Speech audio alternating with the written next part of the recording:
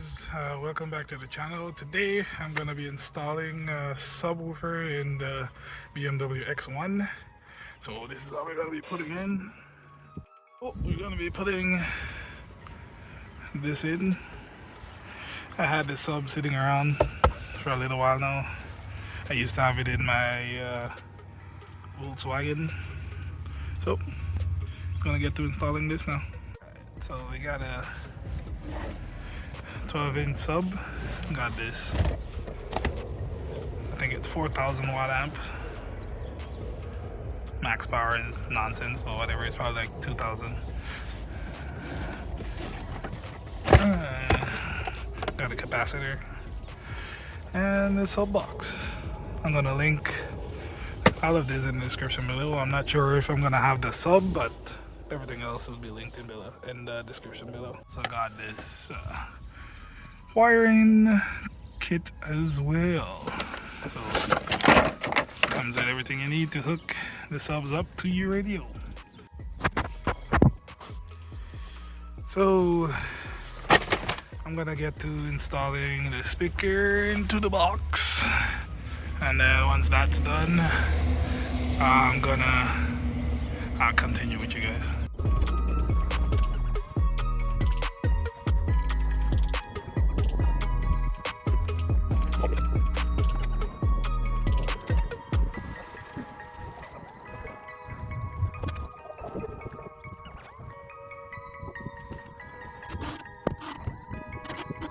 Right, so that little bit of time lapse that you just saw there, I just installed the sub into the box.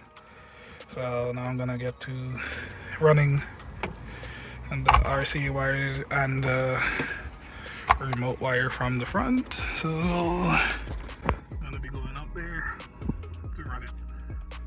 So like I've shown many times how to get this panel off. So I'm gonna get this off. I'm gonna run the wires from the back there, come down here, and then run it along there all the way through the back to the trunk. So let's get to doing that now. Okay, it turns out that there's no RCA connections up in the front up here. So I'm gonna have to go get a line-out converter, so stay tuned. I'm gonna hook that up and then get back to installing. Alright, so I'm back from Canadian Tire. Went and got the line-up converter, as you can see. So I'm gonna get this hooked up in the back of the X1 and we'll see how that goes. Ooh, from factory, there is a factory amplifier back there. So I'm gonna use wires running from that to hook up the line-up converter. So I'm gonna just take out everything in the back here and go from there. Also need to get to the battery there, so I'm gonna do all of that since I'm gonna have to take all of these out. Let's get to work.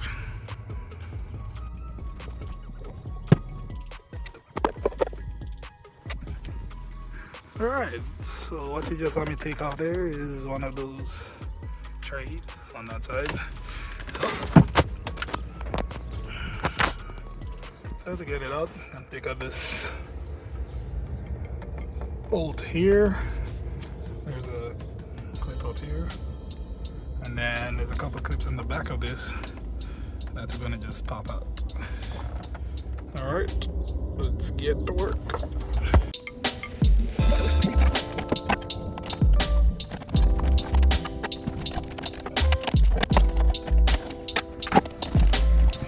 All right, so what I take out is this and that same T40, and then there's two of these smaller screws right here. Two of the smaller ones, they're T20, I believe. Yep, T20. And then you could just pop it out. There's some clips here, so be careful when taking it out.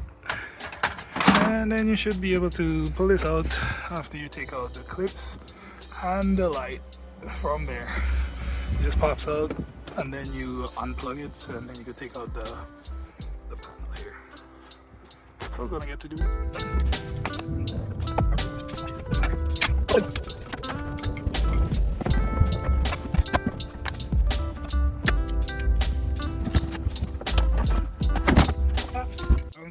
there's no factory amp in this bad boy. But there's a speaker right there that I could get a signal from, so might just end up doing that. We shall see what we need. Okay, so in the package, this is what we have. So we have the line converter. So this yellow wire goes to 12 volt constant. The brown wires goes to positive and negative of the right side speakers, positive and negative of left side speakers, and this black one goes to ground. This other cable over here is the volume control. In the front you have your remote wire that goes to your amp. In my case, I'm gonna have to connect it to the capacitor as well because it needs a remote to tell it when to turn on. And then you have your RCA cables like normal.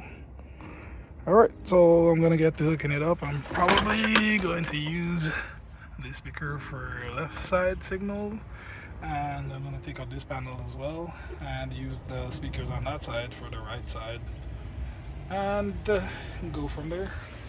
So let's get started.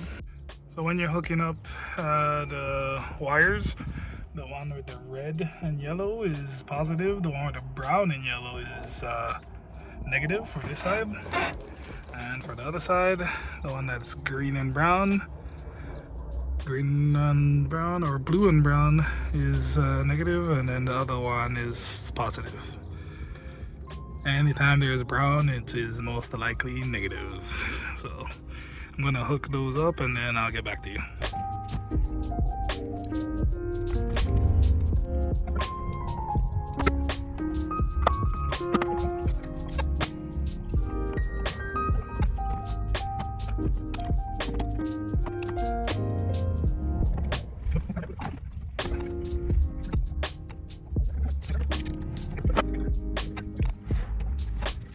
Alright, so as you can see, the positive and negative for the sub ran there, connected to the box. For the speaker, sorry, ran from over there all the way down over here, connected to the controller, to the line converter, sorry.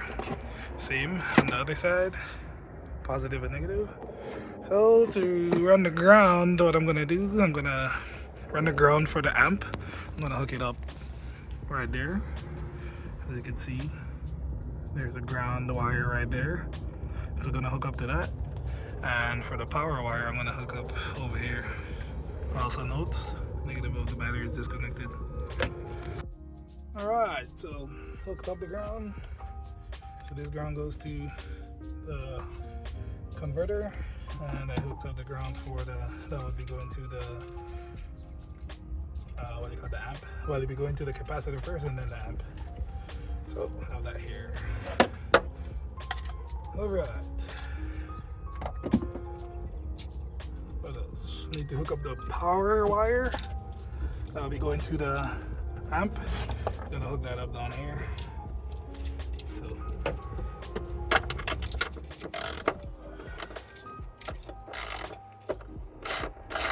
that. Get back to you shortly.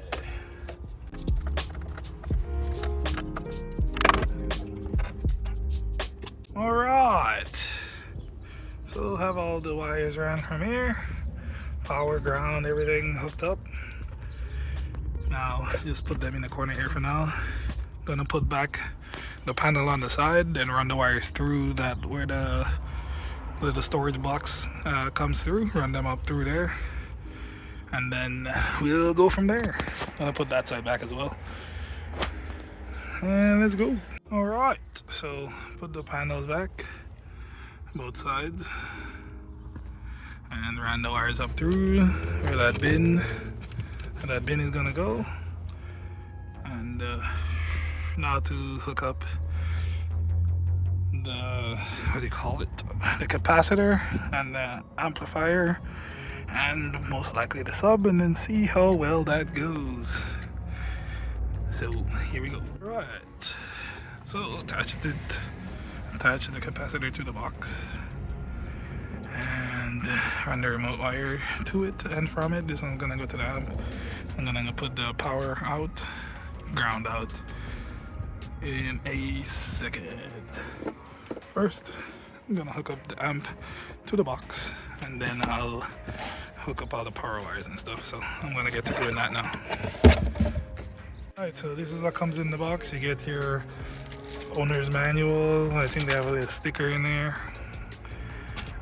Get a remote to control the base, a cable to control it as well, and some extra fuses and some screws to secure it to the box or wherever you choose. I'm gonna secure it to the box, and here we go. Okay, guys, so essentially I got it wired up, but wasn't paying attention to notice that this amp is a 1 ohm, stable at 1 ohm, and my subwoofer is dual 4 ohms, so I cannot get it down to 1 ohms. 1 ohm, so yeah, is it I get a new amp or a new sub, but it does work. So let me see if I can turn it on here. Yeah, so as you can see, it turns on. Amp turns on. But sub is dual 4. Thought it was dual 2, which I could get down to 1 ohm by wiring it. So this is gonna be it for this one. I'm gonna get back to you guys maybe when I get a new sub or amp that can handle the load, and we'll see how that goes. And for now, that'll be it. See you guys in the next one. Peace. Alright, so that's everything back together. That's everything back inside. All in one piece.